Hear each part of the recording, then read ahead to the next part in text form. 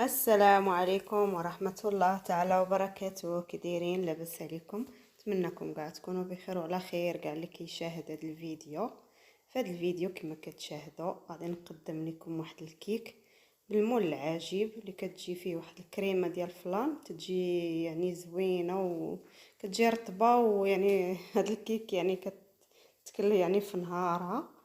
هنا غادي نقدم لكم المقادير. هنا في البول عندي قشور ديال الحامضه، ليمون يعني قشور وشويه ديال الملحه، وغادي ندير 2 بيضات، وغادي ندير معاهم نص كاس ديال ديال السكر حبيبات ديال العنبه.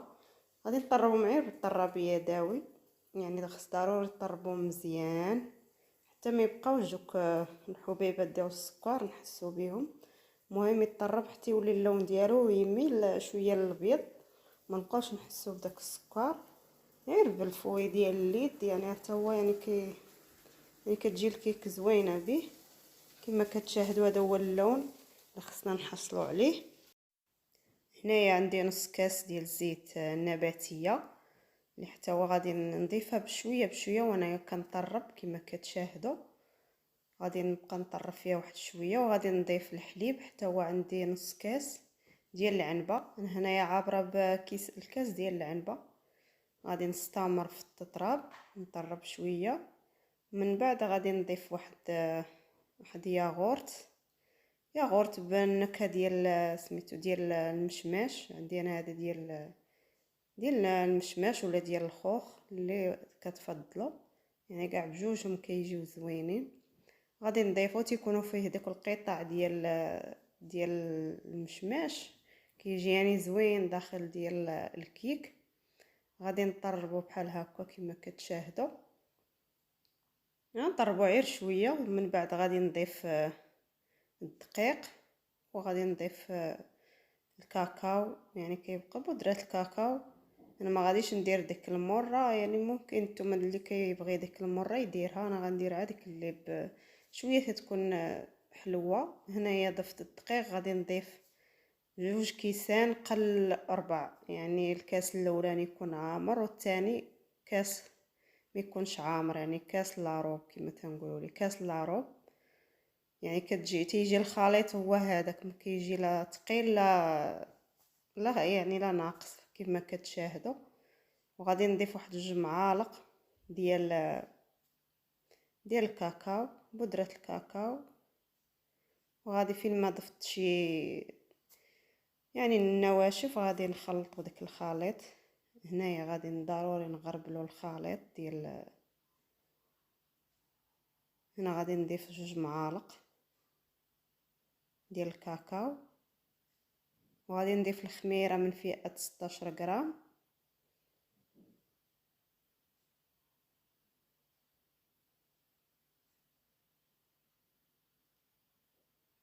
يعني الخميره ضروري كنخليوها هي الاخير باش ما تطيحش لينا ديك الكيك ملي ندخلوها طيب. هنا غادي نخلط الخليط مزيان حتى نحصلوا بداك اللون الاسود اللي باغينا يكون في الكيك. وغادي نضيف واحد معلقه كبيره ديال الخل. هي هذا الخل يعني تيجي بالكيكه شي حاجه زوينه، يعني كيجيبها رطبه وزوينه. ضروري يعني فين ما درتو الكيك تضيفوا ديك المعلقه، يعني كيجيبها زوينه. نضيف هذا الخل الابيض واحد المعلقه كبيره بحال هكا، وغادي نستمر غادي نخلط الخليط غير بالفوي ديال الليد، يعني كتجي الكيكه زوينه ومهويه. هنا عندي هذا المول العجيب، دهنته بالزبده ورشيته بالدقيق. وهنايا كنضيف الخليط ديال الكيك، ضروري كنهزو يدينا شويه وعاد كنصبوه وكنخبطها واحد شويه باش يعني دوك الفقاعات ما يبقاوش. غادي ندخلها الفران اللي غادي يكون يعني غادي نسخنه على 180 تطيب من التحت، نحسوا بها طابت عاد كنشعلوا عليها من الفوق.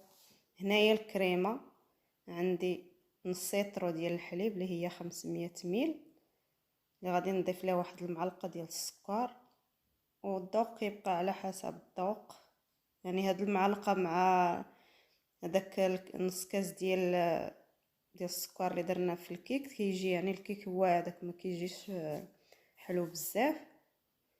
ومن بعد غادي نضيف واحد المعلقه ديال النشا، هي هذه معلقه كبيره. وغادي نضيف فلان كراميل هو اللي غادي نضيف علبه. يعني عندي هنايا شاشيه كتجي في نص ايطرو. هنايا عندنا هاد الشاشيه، يعني هما تيكونوا جوج شاشيات في الباكيه، وني شاشيه كتجي في نص ايطرو. هنايا غادي نخلط مزيان حتى ما بقاش نحس بهذاك الحبيبات ديال النشا وديال الفلان. وعاد غادي نديرهم فوق النار عاوتاني باش يختار لينا داك الفلان شويه الكريمه على نار اللي تكون متوسطه. وغادي نستمر بحال هكايا حتى نحصل على داك القوام اللي بغيت. ماشي تخليوها حتى تختار مزيان فوق النار، لا، غير شويه تحسوا بها انا بدات تتجمع صافي وكتطفيو عليها كما كتشاهدوا بحال هكا. صافي دابا غادي نطفي عليها النار بحال هذا هو القوام اللي خصو يكون. صافي دابا غادي نطفي عليها.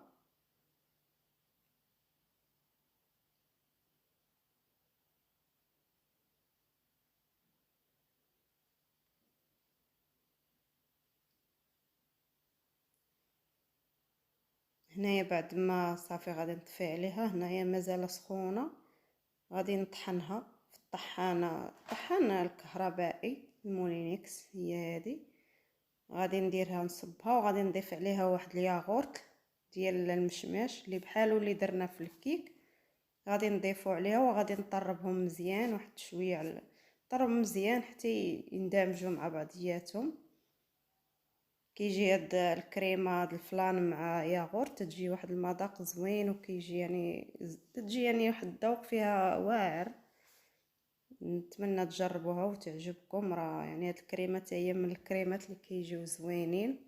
ممكن تستعملوها كتحليه، يعني في كيسان فردين تضيفوا عليها هكايا بسكويت ولا شي حاجه، يعني كيجيو زوين. تجي يعني واحد الكريمه اللي زوينه. نتمنى تعجبكم، تجربوها وتنال اعجابكم. وإلا عجباتكم ما تنساوش ليا لايك مهم، يعني كيخلي الفيديو انه ناس اخرين تشوفوا. وعلاش لا يعني ضغطوا على الزر ديال الاشتراك. هنا الكيكه بعد ما طابت كما كتشوفوا راه كتجي خفيفه، يعني طايبه مزيان. يعني هذا هو اللون، يعني ما محروقه ما يعني طايبه مزيان.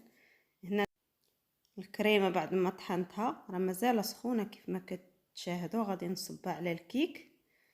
يعني هاد القياس اللي درت ديال الاطرو سميتو، يعني شاط ليا من واحد 2 كيسان درتهم فرديين هكايا. خليت هاد الكريمه مع الكيك واحد شويه غير يعني دفا واحد شويه. وغادي نضيف ليهم الكراميل كيكون في هاد الكراميل تيكون مع داك الشاشيات ديال الفلا. غادي نضيفهم من الفوق بحال هكايا. من بعد غادي نسرحوا واحد المعلقه. يعني ضروري تسرحوه ما حدو يعني سخون شويه، تكون مازال الكريمه سخونه واحد شويه وتصبوه. يعني كيجيك يعني كيسهل عليكم المأموريه يتسرح دغيا بحال هكا بالمعلقه باش تيجي داك الوجه كله مغطي بالكريم كراميل.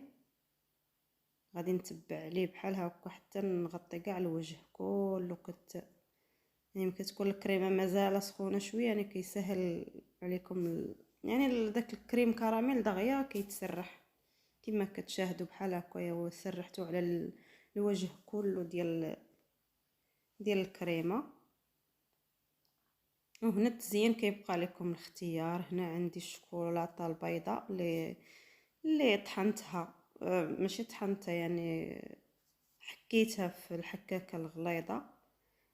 وغادي ندير بها ندورها على الكيك كلها بحال هكايا كما كتشاهدوا. هنا كيبقى لكم الاختيار، يعني التزيين كيبقى لكم الاختيار، ممكن تزينوا باش ما بغيتوا. هنا بعد ما خليتها حتى بردات في خارج الثلاجه وعاد دخلتها للثلاجه عاوتاني بردات مزيان. عاد قطعتها معكم يعني كتجي ديك الكريمه زوينه ورطبه، وكتجي يعني هكا خفيفه مع ديك الكيك، كتجي يعني واحد المذاق واعر. يعني هاد الكيك كونوا على يقين انه غادي تكلف نهارو. نتمنى تعجبكم، الا عجباتكم ما تنساوش ليا لايك. يلا نخليكم مع السلامه.